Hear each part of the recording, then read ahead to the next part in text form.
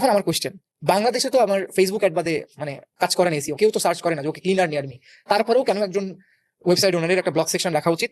কেন তাদের তারপরেও এসিওতে নিয়ে একটু চিন্তা করা উচিত কেন?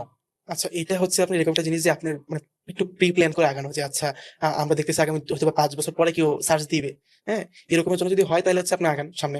বাট বাংলাদেশের জন্য আসলে কি হচ্ছে, ওরকম গুগলে সার্চ দিতে যায় না, হয়তো বা আগামী 5 বছর পরে যাবে, ওইটার জন্য আপনি এখন প্রিপেয়ার কেউ নিতে পারেন। বলা ভুল, দেখেন, সার্চ সার্চ আপনার ভলিউম এখন আছে। এখন আমরা ডিজিটাল মার্কেটিং কিভাবে কাজ করে, আমরা হচ্ছে এসইও তে কিছু দিব, দেন মেটা মার্কেটিং কিছু দিব, ইনস্টাগ্রাম মার্কেটিং এ যাবে, দেন বিভিন্ন মার্কেটিং এ গিয়ে দেন হচ্ছে আমরা ট্রাফিককে আমাদের ফানেলে নিয়ে আসবো। জিনিসটা এইভাবে কাজ করে। আচ্ছা, আমি সরি টু ইন্টারাপ্ট, মাঝখানে আপনি এসিও তে কিছু দেবেন, এসিওর কস্টটা কিন্তু অনেকে বুঝতে পারেন, এটা একটু শর্ট এক্সপ্লেইন করেন। এসিও কষ্ট হচ্ছে আপনার এখন বর্তমানে এরকম একটা অবস্থা হয়ে গেছে যে আপনি যদি বলেন যে আমি 2000 টাকা এসি এক্সপার্ট হায়ার করবো, আপনি দেখবেন জবাব নেই। না না, it's not gonna work.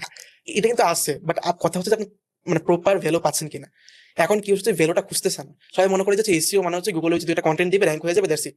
SEO এখন এভাবে কাজ করে না। কেউ যদি জাস্ট কোন একটা বিজনেস ওনার যদি জাস্ট যে গুগলে যে গাইডলাইন গুলো আছে, ওগুলো যে কোর আপডেট গুলো আছে, Webmaster guideline। ওইগুলো যদি জাস্ট পড়ে, তাহলে বুঝবে যে উনি যে এসইও এক্সপার্টকে যে কাজটা দিছে ও আসলে এটার জন্য মানে প্রপার কিনা। যদি just ওইগুলো উনি পড়ে, তো আমি মনে করি যে একটা এসইও এক্সপার্ট মানে একটা এসইও এক্সপার্ট যদি নর্মাল যদি একদম বেসিক কোনো একটা স্যালারি বলেন বা হচ্ছে একদম একটা বেসিক একটা ধরেন, তাও 20-25 নিচে হওয়া উচিত না আচ্ছা, একদম। so আমার কোশ্চেনটা ছিল, আমি বুঝতে পারছি আপনার কোশ্চেনটা ছিল যে এসিওর কস্টটা অনেক সময় থাকে না। So আপনি বলছেন ওকে কন্টেন্টের কস্ট এবং যে এসিওটা ম্যানেজ করবে তার কস্ট, এটাই তো মেইনলি কস্ট। এটাই main মেটা cost। মার্কেটিং এর কস্ট মানে কি? আমার ফেসবুকেই দিতে হবে বেশি। আবার ওইটা আলাদা, এসিওর কস্ট আলাদা, মেটা মার্কেটিং এর কস্ট আলাদা। বাংলাদেশের ক্ষেত্রে হচ্ছে আপনার, আমি মনে করি যে কেউ যদি এসিও করতে চায়, তার উচিত হচ্ছে মেটা মার্কেটিং এ ইনভেস্ট করা, তার উচিত হচ্ছে এসিও তে ইনভেস্ট করা। কারণ অনেক অনেক বিজনেস যাদের জন্য হচ্ছে কেউ যায়, মানে যেরকম আমরা হচ্ছে অনেক কিছুর জন্যই হচ্ছে গুগলে যাই সার্চ দিই, বিভিন্ন অ্যাক্সেসরিজ জন্য আমরা বেশিরভাগ গুগলে সার্চ দিই, অ্যাক্সেসরিজের জন্য বেশিরভাগ।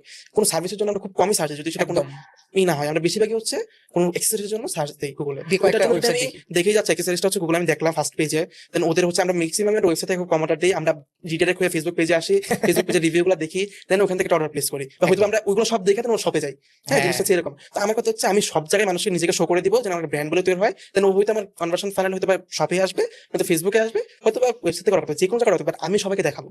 জিনিসটা হচ্ছে আপনি যদি নীল প্যাটেলের উবার সাজেস্ট, ওই যে ওর একটা ওখানে একটা একটা ব্লগেও লিখছে যে একটা কাস্টমার যদি কোনো একজন ব্র্যান্ড বা একজন কোনো একটা নতুন বিজনেসের সাথে ইন্টারাক্ট করতে হয় বা তাদের কাছ থেকে কোনো প্রোডাক্ট বা সার্ভিস নিতে হয়, সে বলছে এরকম যে 10 থেকে 21 বার তাকে দেখাইতে হয় জিনিসটা, তার সাথে আসতে হয়। আসতে হয়। এক্স্যাক্টলি। তো সো আমরা হচ্ছে ফেসবুক মার্কেটিং এ যখন আমরা দিব, মেটা মার্কেটিং ইনভেস্ট করলে আমাদের হচ্ছে মেটা মার্কেটিং এর যারা আছে তারা দেখতেছেন টার্গেটেড অডিয়েন্স গুলো, এবং যারা হচ্ছে এসইও থেকে গুগল সার্চ করছে তারাও দেখতেছে ওখানে। তো ও যখন ফেসবুকও দেখতেছে, দেন হচ্ছে আপনার ইনস্টাগ্রামেও দেখতেছে, গুগলে কেউ দেখছে, তার মানে ট্রাস্ট বিল্ড হয়ে গেছে, মানে ওর মাইন্ডসেটে চলে আসছে অলরেডি। একদম যেরকম আমরা যদি নর্মালি যদি কোনো কিছু সার্চ দিয়ে যদি আমরা যদি চিন্তা করি যে গুগল আমরা কিছু সার্চ দিছি এবং আমাদের ফার্স্ট পেজ গুলো যেগুলো আসে এগুলো সবসময় মনে থাকে যে এটা আসবে, আমরা জানি ওকে এটা আসবে, এটা মুখস্থ হয়ে যায়। ট্রু। তো এই জন্য হচ্ছে কিছু হইলেও আমাদের মানে ইনভেস্ট করা উচিত এসইও তে, বাংলাদেশ হিসাবে হইলেও তার শুধু বিল্ড ব্র্যান্ড এটার জন্য মানে একদম কনভার্সন আসবে এসইও থেকে, এই জিনিসটার উপরে ডিপেন্ড করে না। এখন বড় বড় ক্লায়েন্টদেরকে, একদম অন্য দেশের ক্লায়েন্ট এরকম ডিপেন্ড করে না, ওদের কথা হচ্ছে আমাদের ব্র্যান্ড মেক করতে হবে, আমাদের এখানে কাস্টমার আসবে, এখানে আসবে, দেখা হচ্ছে ফাইনাল একদম এরকম একটা অবস্থা।